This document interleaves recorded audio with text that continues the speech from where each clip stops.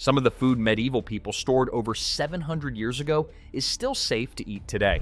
Back then, without refrigerators, they had to use clever methods to keep food from rotting. If they failed, entire villages could starve, and winters became deadly. But what were these incredible foods that never expired, no matter how much time passed? Tune in as we reveal 20 types of foods that saved humanity from virtual extinction. The white gold that shaped history. First on our list, we have salt. It was far more than just a seasoning in medieval times. It was a necessity. It was one of the most valuable substances, often called white gold, because of its role in preserving food. Without it, meat and fish would spoil in days, leading to starvation and disease. Salt worked by drawing moisture out of food, which stopped bacteria from growing. This simple yet effective method kept food safe for months or even years.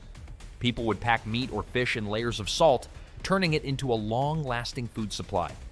Places that produced salt became incredibly wealthy, and entire trade networks were built around it. Wars were even fought over control of salt mines and trade routes because whoever controlled salt controlled survival. In some regions, salt was so important that it was used as currency, showing just how vital it was to everyday life. Before we dive deeper, one thing is certain. Salt wasn't just a way to preserve food, it was a weapon, a currency, and a force that decided who thrived and who perished. Then there's honey. If there was one food that medieval people could count on to last forever, it was honey. This golden liquid was more than just a sweet treat. It was nature's best preservative. Honey never spoiled because it had almost no water inside it, making it impossible for bacteria to grow. Its natural acidity also created an environment where microbes couldn't survive. People used honey to preserve fruits, nuts, and even meats, sealing them away from decay for years. Jars of honey have been discovered in ancient tombs thousands of years old, still completely edible. That kind of durability made honey a prized possession, especially in times of food shortages. Aside from its use in food, honey was also used for medicine, treating wounds and illnesses thanks to its antibacterial properties. It was a food, a healer, and a preservative all in one. Beekeeping became a serious trade, and honey was considered so valuable that it was often collected as a form of tax. Continuing with number 3. When fresh food ran out, dried legumes were a lifesaver. Peas, beans, and lentils were among the most common foods stored in medieval households because they could last for years without spoiling. Once dried, legumes lost their moisture, preventing mold and bacteria from ruining them. They could be kept in sacks or clay jars and still remain edible after many seasons. These small but powerful foods provided much-needed protein, fiber, and nutrients, making them an essential part of medieval diets. In hard times, they were often the difference between survival and starvation. Monasteries, castles, and peasant homes alike stored huge amounts of dried legumes to ensure they had food through the winter. They were easy to transport, meaning soldiers carried them on long campaigns, knowing they wouldn't go bad. In some cultures, legumes were even considered sacred because of their ability to sustain life for so long. Now on to number 4, let's talk about hardtack. It was the medieval version of an unbreakable survival biscuit. It was made from nothing more than flour, water, and a pinch of salt, mixed together and baked until it became rock hard. With almost no moisture left inside, this simple food could last for decades if stored properly. It wasn't made for taste, it was made to last. While it was dry and tough, it provided essential carbohydrates, making it a valuable food source for travelers, soldiers, and sailors. Medieval armies carried it on long campaigns, and sailors relied on it during months at sea when fresh food was unavailable. Sometimes people had to soak it in water or soup to make it edible because it was so hard to chew. There are records of hardtack from hundreds of years ago that are still intact, proving just how well it resisted spoilage. This survival food was one of the most practical and dependable options for those facing harsh conditions where fresh food was impossible to find. On number 5, we have smoked meats. Fresh meat spoiled quickly, but medieval people found ways to make it last. One of the best methods was smoking, which dried out the meat and infused it with protective compounds from the smoke. This process made meat resistant to bacteria, allowing it to stay safe to eat for months without refrigeration. Smoked meats like bacon, ham, and sausages became staples in many households, especially in colder climates where fresh meat was harder to find in winter. The type of wood used in smoking even added different flavors, making the meat more enjoyable while also preserving it. Smoking was so effective that it remained a common preservation method for centuries, long before refrigeration was invented. Castles, monasteries, and villages had dedicated smokehouses where meats were hung for weeks, slowly absorbing the protective properties of the smoke.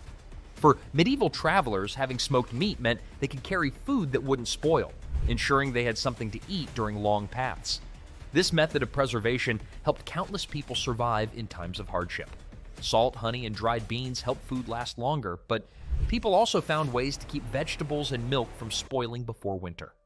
The tangy trick that kept food fresh. At number 6, pickled vegetables. Fresh vegetables were a rare luxury in medieval times, and once winter rolled in, having anything green to eat was nearly impossible. That's why pickling became such a lifesaver.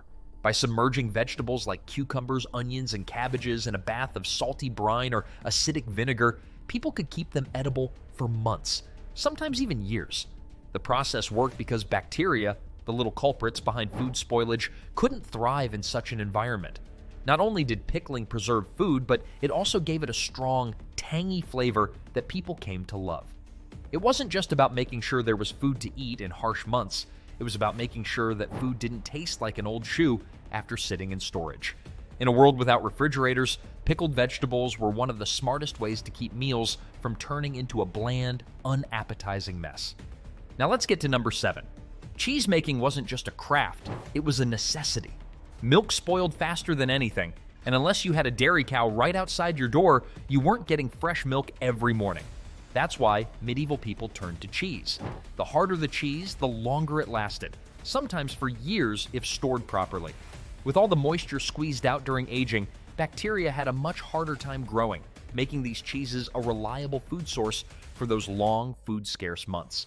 Even when meat was unavailable, people could count on hard cheese for much-needed protein and fat. And the best part?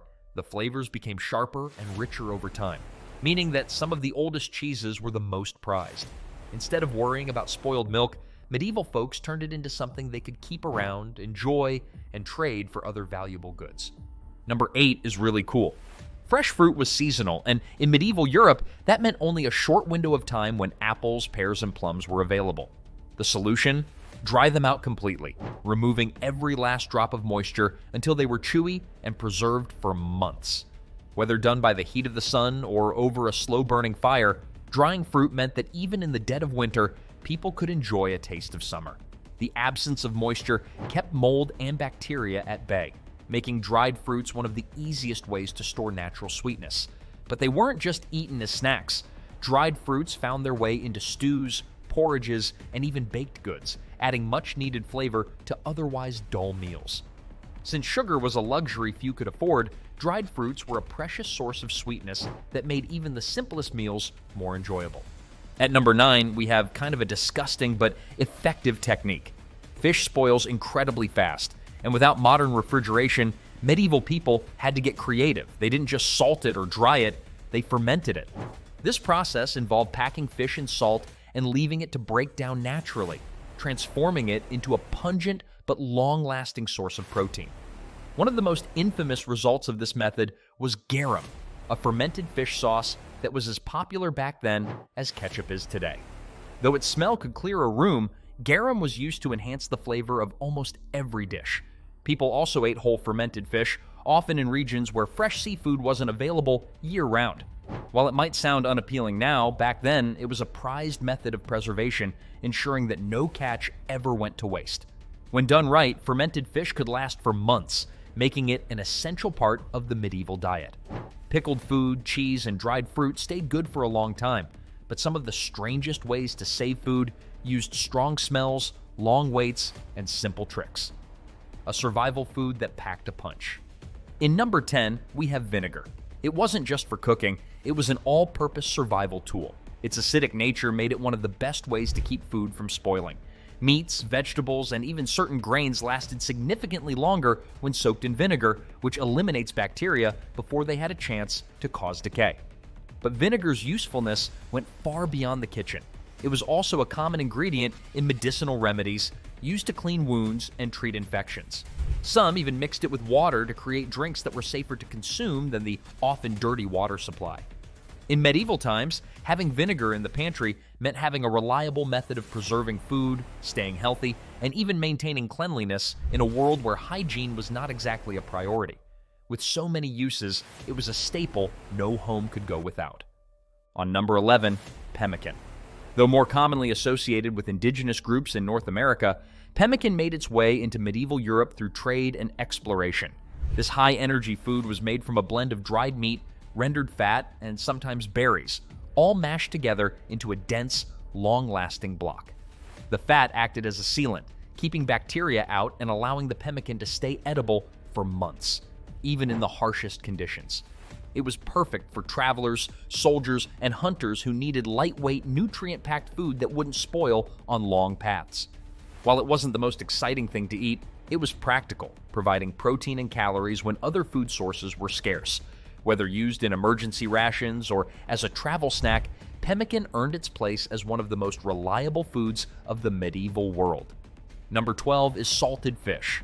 Fresh fish had a short shelf life, but medieval people figured out how to make it last for months.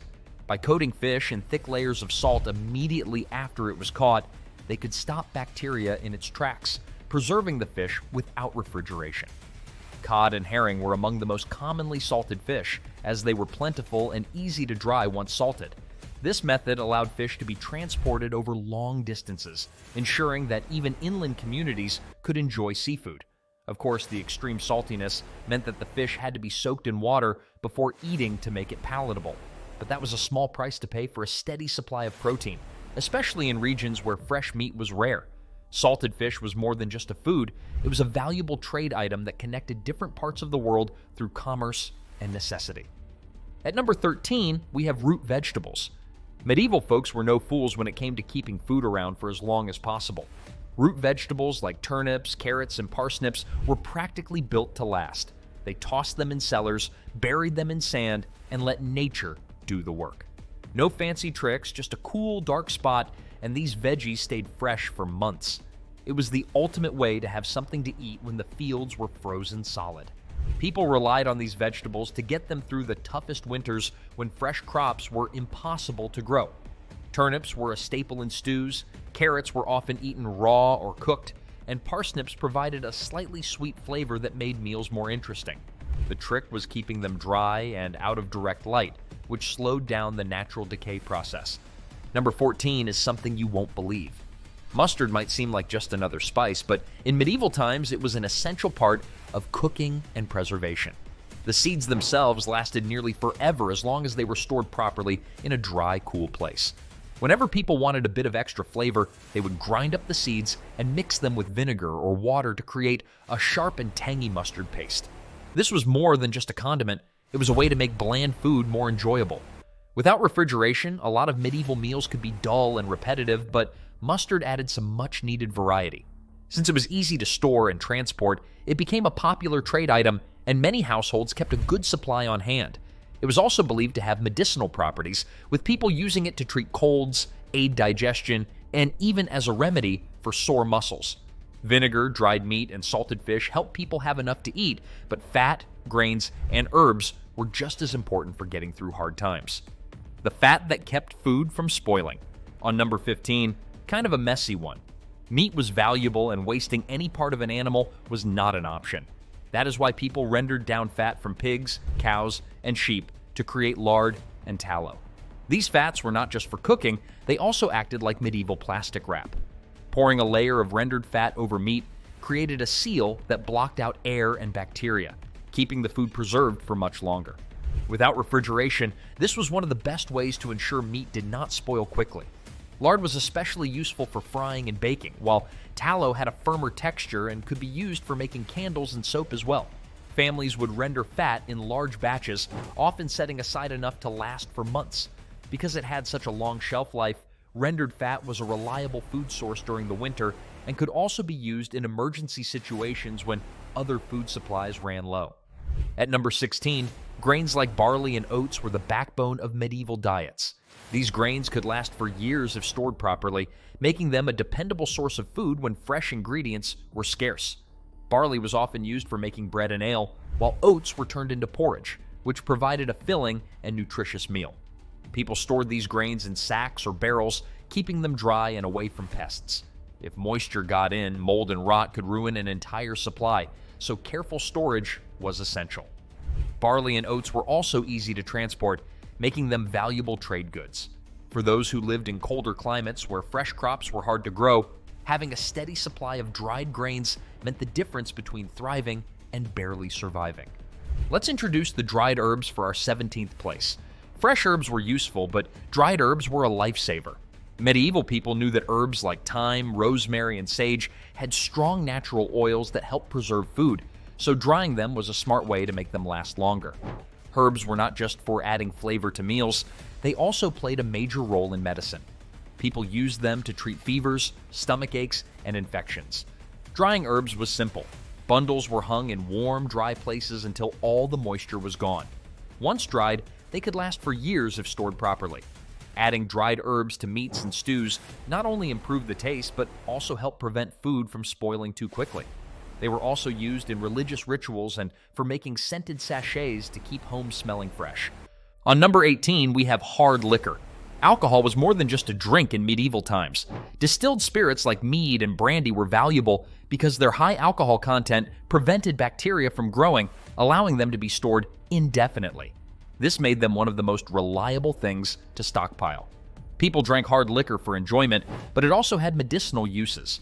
Alcohol was used as a disinfectant for wounds, a remedy for digestive problems, and even a way to preserve fruits and herbs. Mead, made from fermented honey, was one of the most popular drinks of the time and was considered a drink of the gods in some cultures. Brandy was often stored in barrels, and as it aged, its flavor improved. In the 19th place, we have dried mushrooms. Mushrooms were a great source of nutrients, but they did not last long unless dried properly. Medieval people quickly figured out that removing all the moisture from mushrooms allowed them to be stored for years without spoiling. The process was simple. Mushrooms were laid out in the sun or near a fire until they were completely dry. Once stored in airtight containers, they could be used whenever needed. When it was time to cook, dried mushrooms were soaked in water to bring them back to life. They added flavor and texture to soups, stews, and other dishes, making them a popular ingredient during winter when fresh food was scarce. Some mushrooms were also used in medicine as they were believed to help with various ailments. And what do you think about our number 20? Unlike ground flour, whole grains lasted much longer when kept dry and protected from pests. Medieval people stored wheat, rye, and spelt in sacks or barrels to prevent spoilage. These grains could be ground into flour when needed, ensuring fresh bread and other foods. Proper storage in cool, dark places helped maintain their quality for years. Whole grains were also used to make ale, a common drink in medieval times. Because they were easy to store and transport, whole grains became one of the most important trade goods of the era. In times of famine or war, having a good supply of grains meant the difference between survival and starvation. Did medieval people truly master food preservation, or have we lost ancient techniques that could change how we store food today? Tell us what you think, and remember to like and subscribe for more.